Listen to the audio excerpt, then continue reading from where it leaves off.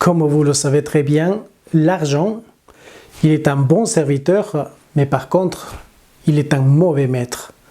En ce bonsoir des Padres, je vais vous parler du péché capital de l'avarice. A tout de suite.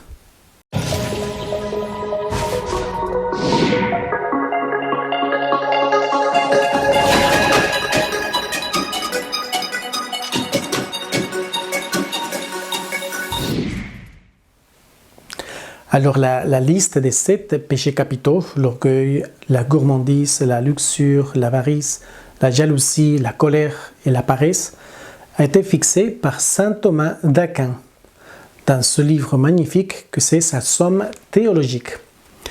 Mais en fait, pour comprendre ce péché capital de l'avarice, il faut d'abord comprendre que en fait, tout péché est fondé sur un désir naturel. Et le désir de posséder fait partie en fait de ces inclinations qui sont légitimes pour l'être humain. Mais l'avaricieux est pécheur non parce qu'il aime un bien de ce monde, mais parce que son amour pour ce bien est complètement démesuré. C'est ça le problème. En fait, comment expliquer cela? Et le péché commence non avec la possession de l'argent ou la possession du bien, mais avec son mauvais usage. C'est ça qui est la cause du péché en fait. Et les pères de l'Église à ce sujet distinguent en fait 3 faces dans cette avarice. La première face, c'est en fait l'attachement du cœur à l'argent, c'est-à-dire l'avarice au sens propre. Ensuite, il y a le désir d'acquérir sans cesse de nouveaux biens. Acheter pour acheter, c'est-à-dire cet esprit de cupidité et l'avidité qui est présent dans notre siècle. Et enfin, l'opiniâtreté dans la possession, ce que ça veut dire l'absence complète de générosité. La personne avare, elle ne pense plus aux autres, il pense qu'à lui-même, il ne pense pas du tout au prochain. Mais bon, à part cela, il faut faire bien attention parce qu'il existe aussi une avarice qui est spirituelle. C'est-à-dire que nous pouvons être par exemple avares avec notre emploi du temps, notre temps. C'est-à-dire penser que simplement à nous et ne pas être donné aussi aux autres. Nous pouvons être aussi avaricieux dans les services, dans le bénévolat par exemple. Souvent, il peut y avoir des personnes qui sont très généreuses pour les autres, non? Mais qui peuvent devenir propriétaires de leurs responsabilités, qui résistent même à un certain endroit à quitter leur poste. Ils s'accrochent à ce petit pouvoir, non? Ça peut arriver en paroisse, ça peut arriver dans notre travail professionnel, ça peut arriver de partout, même en famille. Et en parlant de la famille, en fait, l'avarice peut détruire une famille, peut détruire un pays. Et je pense que nous sommes bien d'accord qu'il y a tant d'effets ravageurs à cause de cet esprit de consommation et de vouloir tout avoir d'une manière désordonnée. Nous-mêmes, nous l'avons vécu lors du premier confinement, si vous vous rappelez bien. Et ces supermarchés qui ont été vidés au bout de, de quelques heures, victimes des personnes sans scrupules qui voulaient tout avoir pour eux pendant la crise sanitaire, pendant le confinement. Et c'était dommage et triste de voir comment tout le monde s'accrochait à cela, allait acheter de tout pour avoir tout à la maison. Cet esprit d'avarice, c'est-à-dire d'avoir.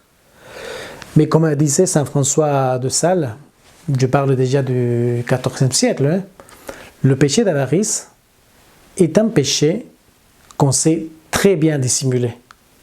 On se confesse de tout, sauf de l'avarice. Et alors, si cela se dissimule très bien, alors la question est comment la reconnaître alors? Comment reconnaître que peut-être je risque ou je suis une personne avaricieuse?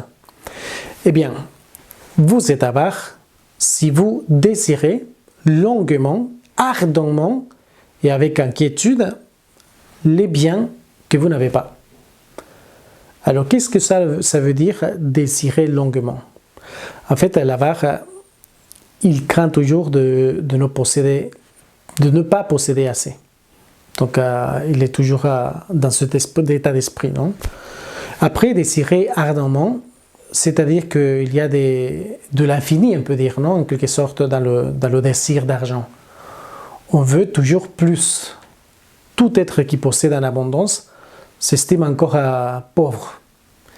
Et faites bien attention qu'aujourd'hui, vous savez, notre pouvoir d'achat a été vraiment multiplié par 6 depuis quelques années. Et pourtant, la société est toujours en manque de quelque chose. Ils sont toujours en envie d'avoir de plus, l'esprit de consommation, de vouloir acheter et acheter. Vous voyez? Et après, une autre chose qui nous fait comprendre que nous pouvons tomber dans cette avarice, c'est désirer avec inquiétude. Un père de l'Église, par exemple, il disait qu'une fois acquise une richesse, on a peur de la perdre. Mais une autre manière, c'est l'épargne, par exemple, non, pour prévenir l'insécurité. Tant des gens, par exemple, tout le monde a le droit d'avoir une compte en banque, d'avoir une carte de crédit, c'est pas mauvais. Mais dans l'esprit des gens et dans l'esprit de notre société, c'est de l'avoir pour avoir une certaine sécurité. Et du coup, l'épargne, de garder toujours un petit peu d'argent de côté, parce qu'on ne sait jamais qu'est-ce qui va se passer. Et du coup, on a peur. On a peur. Alors, je pense que c'est quelque chose que nous ne devons pas négliger. Alors, quelques remèdes pour éviter cet état d'esprit ou ce péché capital de l'avarice, c'est se rappeler en fait l'origine de la possession de ces biens, non? Que nous ne sommes pas un but en elles-mêmes, sinon que Dieu nous a donné tous les biens pour nous sauver en fait. Après, c'est important aussi de pratiquer la sobriété dans notre vie, non? De ne pas vivre avec une abondance terrible, non? Pratiquer aussi la confiance en Dieu, c'est-à-dire qu'il connaît tous nos besoins et de nous confier entièrement et complètement à lui. Et c'est quelque chose qui manque aujourd'hui, non? On manque de confiance en Dieu. Aussi, une autre chose qui peut nous aider, c'est pratiquer évidemment la générosité, c'est-à-dire dans nos actions, dans nos biens, dans notre emploi du temps, nous donner aux autres, ce qui nous va empêcher de vivre cet esprit d'avarice. Et puis, donner aussi de manière particulière aux démunis, être concret dans les dons. Par exemple, dire je vais donner pour cette année une telle somme d'argent pour telle ou telle personne, ou pourquoi pas dire je vais donner un petit peu d'argent pour la paroisse. Et c'est quelque chose qui est concret et moi je serais ravi. Après, il y a d'autres types de choses que nous pouvons faire, non? Comme la plus importante, je crois bien, c'est de méditer sur la croix du Seigneur. Comme il essaie de dépouiller de sa nature, de tout en fait, pour nous se donner complètement à nous et pour nous sauver. Enfin, une petite astuce, c'est aussi de pratiquer la vertu du détachement. Pensez qu'à l'heure venue, quand le Seigneur va nous appeler, on devra rendre compte au bon Dieu. Et quand on est placé vers l'infini, c'est-à-dire la mort, je pense que remettre tous les comptes à zéro. C'est pour cela que c'est toujours important de continuer à méditer sur cet esprit qui malheureusement nous rogne aujourd'hui, que c'est l'avarice, parce que ça peut abîmer en fait notre société, ça peut abîmer en fait nos familles en fin de compte, non? Cette envie de pouvoir qui abîme tout esprit relationnel envers les autres. Combien de personnes tombent malheureusement dans cet esprit de vouloir toujours plus et plus, d'écraser d'autres personnes, de penser simplement à eux.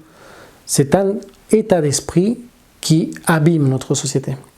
Et du coup, pour éviter cela, vous en avez les moyens que je vous ai expliqués dans ce petit topo, dans ces Bonsoir des Padres.